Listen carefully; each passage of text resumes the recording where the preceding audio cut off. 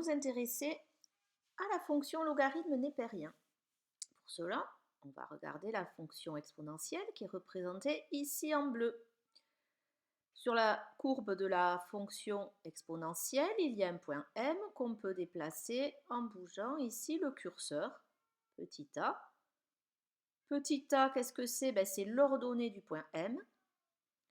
Petit b, c'est l'abscisse du point M. Donc, cela signifie que a est égal à l'exponentielle de b. Par exemple, si je positionne a égale 5,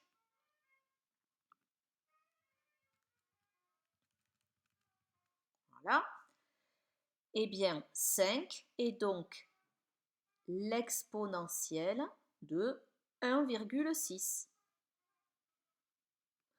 Notre exemple,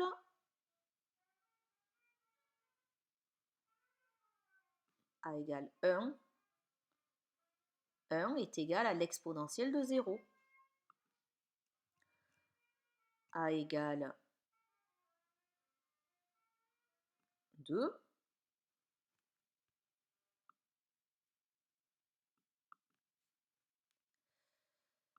Je ne vais pas recommencer parce que ça fait 5 fois que je recommence. Donc voilà, a égale 2.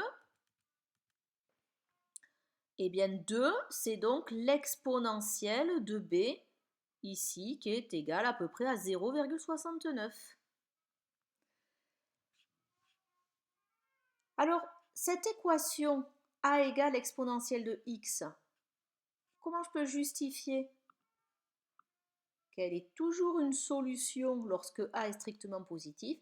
Eh bien, c'est le théorème des valeurs intermédiaires, le théorème de la bijection, parce que la fonction exponentielle, elle est croissante, strictement croissante, elle est continue sur R, et elle prend ses valeurs dans 0 plus l'infini. Donc, quel que soit le nombre a strictement positif, l'équation exponentielle de x égale a admet une unique solution, qui est l'antécédent de a par la fonction exponentielle. Bien, alors, en fait, si a est égal à l'exponentielle de b, eh bien, on va définir b comme le logarithme népérien de a.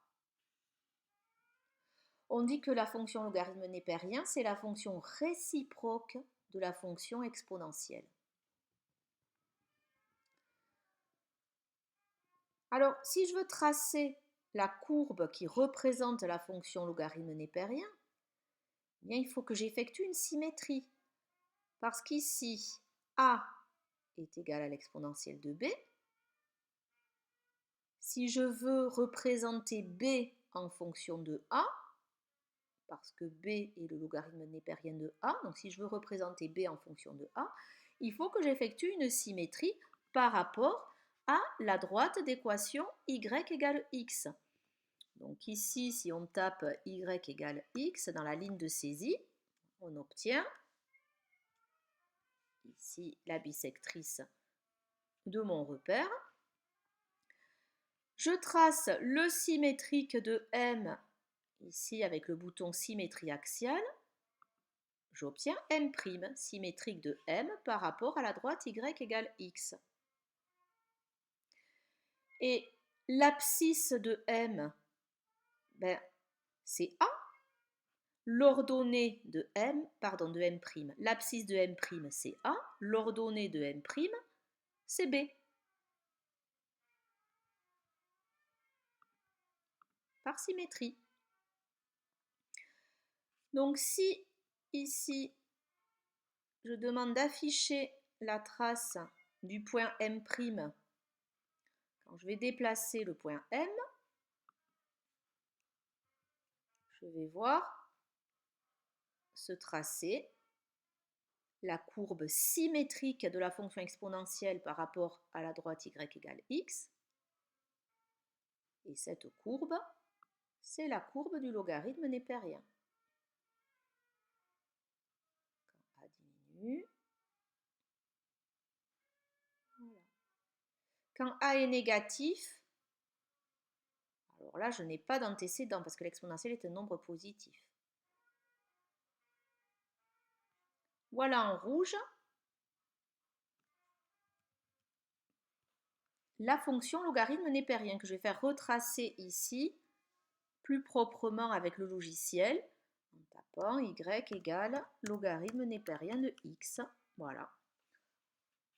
La voici, la courbe de logarithme népérien. Alors, je vais me concentrer là-dessus. Je vais enlever la fonction exponentielle. Donc là, on peut conjecturer quelques limites de ma fonction logarithme népérien. Bon, déjà, elle est définie sur 0 plus l'infini uniquement. Elle est négative entre 0 et 1. Elle est positive pour x supérieur à 1.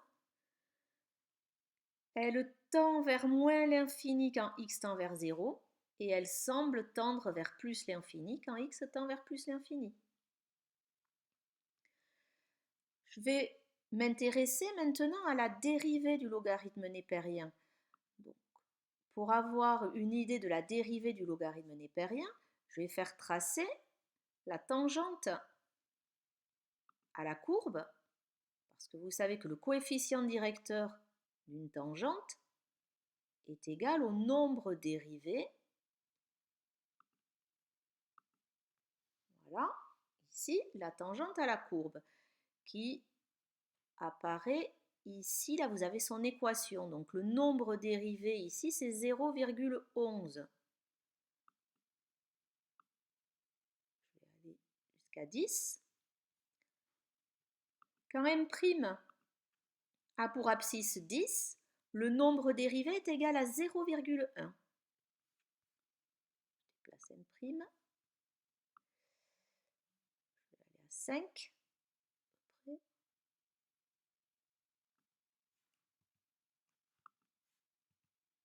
Voilà. Quand m' a pour abscisse 5, le nombre dérivé est égal à environ 0,2. Ça veut dire que f' de 5, c'est 0,2. Notre exemple, avec m égale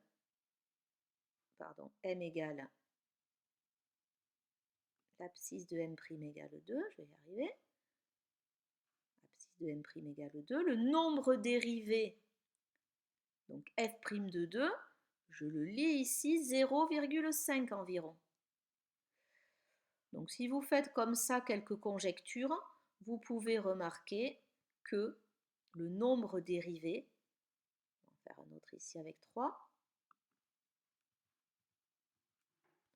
le nombre dérivé quand x égale 3, c'est 0,33. C'est donc l'inverse de l'abscisse de m'. Donc, si j'appelle x l'abscisse de m', f' de x, c'est 1 sur x. La dérivée du logarithme népérien, c'est 1 sur x. Et voilà.